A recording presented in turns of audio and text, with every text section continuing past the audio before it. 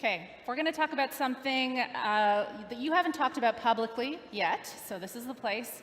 It's a little bit of a contrarian point of view, and I want you guys to remember where you were when you heard this.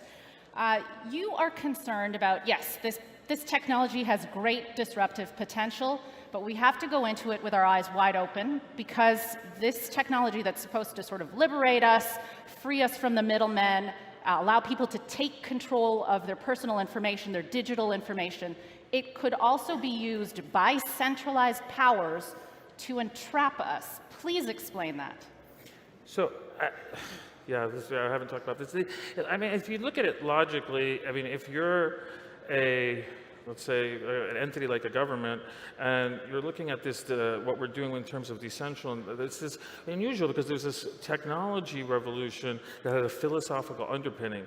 You know, some people call it libertarianism, or whatever you want to call it, but it was about liberating, and it was about having freedom, and it was about being kind of outside this system or this new system, and it's really kind of ironic. But if you look at it logically, if you are the system, you could actually use this technology to do the exact opposite. So if you were a government, you could have actually a government blockchain. You could turn the euro or the dollar or whatever it is into a crypto that is permissioned just by the government.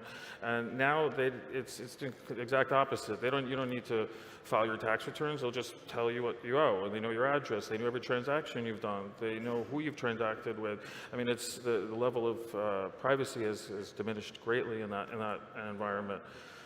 There are a couple of examples right now that are fringe, to be sure, but the governments that are looking, and the one particular is the Marshall Islands, where they passed a law to actually have a fully decentralized currency that would not be in their control. So think, almost like a crypto gold standard, but they would be set with a certain inflation rate, and that's it. They get a certain amount of the tokens, and that's the rest of it.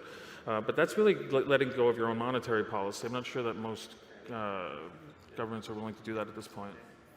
Fascinating stuff. Now, I should say that I talked to Joe Lubin, one of the co-founders of Ethereum, earlier today, and I told him about that, and he said that's just FUD. That's sowing fear, uncertainty, and doubt.